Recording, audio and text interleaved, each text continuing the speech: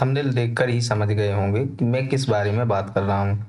तो दोस्तों, बहुत से ऐसे लोग हैं जो इस योजना के बारे में जानते होंगे, बट उसका लाभ कैसे मिलेगा और इसकी पूरी प्रोसेस प्रक्रिया क्या है, ये सारी चीजें हम वीडियो में डिस्कस करने वाले हैं। जो लोग इस योजना से इंटरेस्टेड हैं वो लोग वीडियो को पूरा देखें। आपको ये राशि आपको कैसे मिलेगी, सारी इंफॉर्मेशन आपको मैं देने वाला हूं।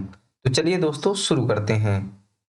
तो सबसे पहले आपको दोस्तों, इस वेबसाइट पर यहाँ पर जो वेबसाइट है, यहाँ पर पूरा यहाँ पर विवरण दिया हुआ है।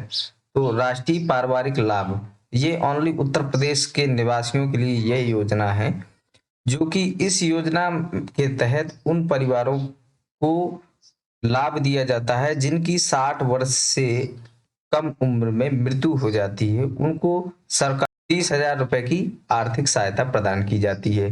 लेकिन मे भी हो सकता है कि बहुत से लोगों की इस योजना के बारे में पता होगा और बहुत से ऐसे लोग हैं जिन लोगों ने इस योजना का लाभ लिया होगा। तो दोस्तों, बहुत ही सिंपल तरीके से मैं बताने वाला हूं कि इसमें आप बहुत ही आसानी से इसमें लाभ ले सकते हैं। नेशनल फैमिली बेनिफिट स्कीम, इस योजना का लाभ लेने के लिए आपको एक बात का हमेशा ध्यान रखना है। जब भी हम इसमें आवेदन करेंगे तो मृत्यु होने के 1 वर्ष के भीतर आपको आवेदन करना होगा, तभी आप यहाँ पर फॉर्म भर पाएंगे। मेरा कहने का तात्पर्य यह है कि जैसे मृत्यु अभी हुई है तो उसको आप 1 साल तक भर सकते हैं। 1 साल के बाद उस फॉर्म को आप नहीं भर पाएंगे। तो पूर्ण बिंदु जान लेते हैं राष्ट्रीय पारिवारिक योजना क्या है। इस वेबसाइट में आपको पूरी इंफॉर्मेशन मिल जाएगी। नेशनल फैमिली बेनिफिट शेड्यूल, राष्ट्रीय पारिवारिक लाभ योजना, राशि जो है दोस्तों 45 दिनों के अंदर आवेदन करने के बाद 45 दिनों के अंदर भेज दी जाती है। तो इसकी पात्रता के बारे में जानते हैं। तो दोस्तों, मैंने पहले भी बताया केवल ये उत्तर प्रदेश के निवासियों के लिए है। तो आपको उत्तर प्रदेश का निवासी होना अनिवार्य है। और जो आवेदक जो परिवार का मुखिया है, उसकी अगर मृत्यु किसी कारण से 18 से 60 वर्ष के बीच में अगर हो जाती है तो उन्हें उस परिवार को आर्थिक सहायता मुहैया कराई जाती है। और यहाँ पर आय का विशेष ध्यान रखना है। जो शहर में निवास करते हैं उनकी आय 56,450 रुपए प्रति वर्ष होना चाहिए। आपका रूरल इलाके से निवास करते हैं तो आपकी आय प्रमाण पत्र 46,080 रुपए प्रति वर्ष होना चाहिए। अब चलिए दोस्तों, इसकी ऑनलाइन प्रक्रिया के बारे में जानते हैं। तो सबसे पहले ऑफिशियल वेबसाइट पर हम क्लिक कर लेते हैं और यहाँ पर राष्ट्रीय पारिवारिक लाभ नेशनल फैमिली बेनिफिट स्कीम, यहाँ पर शासनादेश, आवेदन पत्र, दिशा निर्देश यहाँ पर आप पढ़ सकते हैं। और हम नया पंजीकरण करना चाहते हैं, इसके लिए लाभ लेना चाहते हैं, तो नया पंजीकरण पर हमें क्लिक करेंगे। जैसे ही क्लिक करेंगे तो हमारे सामने यहाँ पर सबसे पहले डिस्ट्रिक्ट चूज करना होगा। जो भी आपका डिस्ट्रिक्ट है वो डिस्ट्रिक्ट चूज करेंगे। इसके बाद यहाँ से आपको शहरी या रूरल जहाँ से भी निवास करते हैं अपने हिसाब से आपको सिलेक्ट कर लेना है। चलिए यहाँ पर हम रूरल सेलेक्ट कर लेते हैं। इसके बाद यहाँ पर आप तहसील सेलेक्ट करनी होगी। इसके बाद यहाँ पर विकास खंड आपको सिलेक्ट करना होगा। इसके बाद जो भी आपकी ग्राम पंचायत है वो आपको ग्राम पंचायत सेलेक्ट करनी होगी। चलिए यहाँ पर हम ग्राम पंचायत को सिलेक्ट कर लेते हैं। इसके बाद ग्राम का नाम आएगा, यहाँ पर आपको चूज कर लेना है। और यहाँ पर चूज योर फाइल ये लिखा है, इस पर हमें कोई भी चीज़ अपलोड नहीं करना है, ये ध्यान रखना है।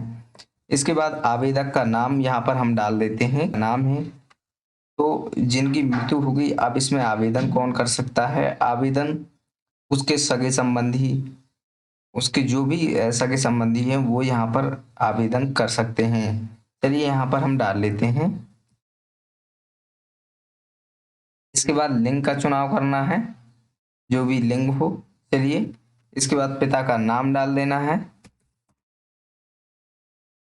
इसके बाद श्रेणी सिलेक्ट करना है, backward, OBC, minority, SC ST, जो भी कैटेगरी हो। इसके बाद यहाँ पर पहचान पत्र में आपको राशन कार्ड या वोटर आईडी, बैंक पासबुक, आप कुछ भी चूज कर सकते हैं जो आपके पास अवेलेबल हो। चलिए यहाँ पर हम बैंक आईडी, वोटर आईडी का यहाँ पर आपको पहचान पत्र संख्या डालनी होगी। चलिए हम यहाँ पर वोटर आईडी कार्ड डाल लेते हैं। इसके बाद चूज फाइल पर हमें क्लिक करना होगा। पहचान पत्र की फोटो कॉपी मतलब यहाँ पर आप जो भी आप सिलेक्ट करेंगे पासबुक या राशन कार्ड, उसकी यहाँ पर आप पीडीएफ में या जेपीजी में 100 केबी के बीच में आप स्कैन करके यहाँ पर लगा सकते हैं। इसके बाद यहाँ पर आपको वार्षिक आय डालना होगा। चलिए यहाँ पर हम वार्षिक आय डाल लेते हैं। आय पर प्रमाण पत्र संख्या आपको डालना है।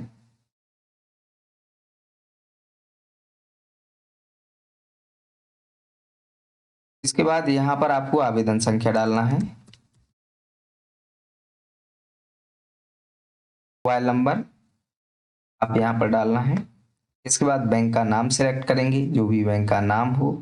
चलिए यहाँ पर हम बैंक का नाम सिलेक्ट कर लेते हैं। इसके बाद यहाँ पर आपको ब्रांच बैंक शाखा चुननी होगी, जो भी शाखा हो। चलिए यहाँ पर हम शाखा चुन लेते हैं। इसके बाद यहाँ पर IFSC कोड आ जाएगा। इसके बाद आपको यहाँ पर खाता संख्या भर देनी है। खाता संख्या भर देने के बाद यहाँ पर चूज फाइल पर क्लिक करेंगे और पासबुक को यहाँ पर अपलोड कर देंगे। इसके बाद मृतक का नाम, जो भी मृतक का नाम हो वो यहाँ पर आपको भर देना है। इसके बाद मृतक के पिता का नाम और मृत्यु प्रमाण पत्र संख्या यहाँ पर आपको डाल देनी है। बाद जारी होने की तिथि डाल देना है। इसके बाद मृत्यु कब हुई थी उसकी डेट आपको डाल देना है। चलिए यहाँ पर हम डेट डाल देते हैं, जो भी डेट हो मृत्यु प्रमाण पत्र में। मृत्यु का कारण आप यहाँ पर दिखा सकते हैं, दुर्घटना, बिजली गिरना, बाढ़, जिससे भी हुई हो, या अन्य बीमारी भी आप करके लिख सकते हैं। एक छोटा सा विवरण आप भर सकते हैं किस कारण से हुई है। यहाँ पर मृतक की उम्र आप यहाँ पर डाल सकते हैं, हम डाल देते हैं। इसके बाद मृतक किसान है, मजदूर है, कर्मवीर, मिस्त्री है, स्वयं व्यवसाय है, अन्य है, जो भी जिस कैटेगरी में बिलोंग करता है उस कैटेगरी को चूज कर लेना है। अब यहाँ पर मृतक से संबंध, जो आवेदक है उसका संबंध क्या है, पिता, माता, भाई, बहन, पति, पुत्री, पुत्र, जो भी संबंध हो उस हिसाब से आपको सेलेक्ट कर लेना है। चलिए यहाँ पर हम सिलेक्ट कर लेते हैं।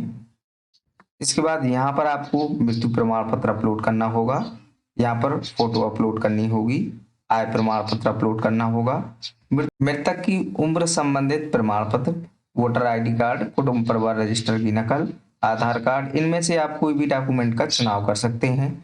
हम आधार कार्ड का चुनाव करेंगे और यहाँ पर मृतक का जो आधार कार्ड है उसको हम अपलोड कर देंगे। इसके बाद सारी जानकारियां भरने के बाद आपको कैप्चा भरना है और यहाँ पर आप पढ़ लेंगे टर्म एंड कंडीशन, इस पर हम क्लिक करेंगे। इसके बाद सबमिट फॉर्म पर क्लिक करेंगे। अब आपके सामने एक सबमिट फॉर्म मैं यहाँ पर करके नहीं दिखाऊंगा, क्योंकि मैं इसको भरना नहीं चाह रहा था, और यहाँ पर मैं आपको केवल प्रोसेस बता रहा हूँ कि कैसे आपको करना है, कैसे इसका लाभ मिलेगा।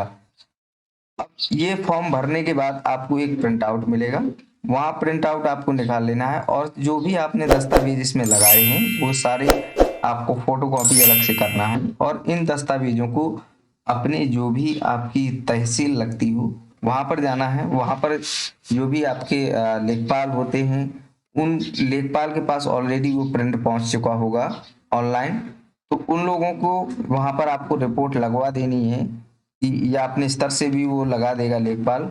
वहाँ पर आप जब डॉक्यूमेंट वेरीफाई कराएंगे तो लेखपाल जो है SDM साहब के यहाँ जमा कर देगा। जब SDM साहब के यहाँ जमा हो जाएगा तो SDM से ये वेरीफाई होके जिला लेवल समाज कल्याण विभाग जाएगा और समाज कल्याण से कुछ ही दिनों में आपकी राशि खाते पर प्राप्त हो जाएगी। तो दोस्तों देखा आपने कैसे हमने राष्ट्रीय पारिवारिक लाभ योजना नेशनल बेनिफिट स्कीम के बारे में यहाँ पर विस्तार से बताया, ताकि आप लोग भी इन योजनाओं का लाभ ले सकें। मैं समय समय पर आपको हमेशा गाइड करता रहता हूँ योजनाओं के बारे में, ताकि जो भी लोग इससे अछूते हैं या जो भी लोग इन योजनाओं के बारे में नहीं जानते हैं या इनका लाभ कैसे लें, तो ये चीज़ें हम हमेशा वीडियो में बताते रहते हैं। अगर कोई भी प्रॉब्लम होती है, आप आवेदन करते हैं और आपको इस योजना का लाभ नहीं मिलता है या इस योजना से संबंधित कोई भी प्रश्न होता है, तो आप मुझे कमेंट कर सकते हैं, मैं उसका रिप्लाई अवश्य दूंगा। तो ये थी दोस्तों हमारी नेशनल बेनिफिट स्कीम के बारे में कुछ इन्फॉर्मेशन। आशा करता हूँ कि ये वीडियो आपको जरूर पसंद आया होगा। मिलते हैं नेक्स्ट इन्फॉर्मेशन के साथ, तब तक के लिए नमस्कार। Thank you for watching you. नमस्कार।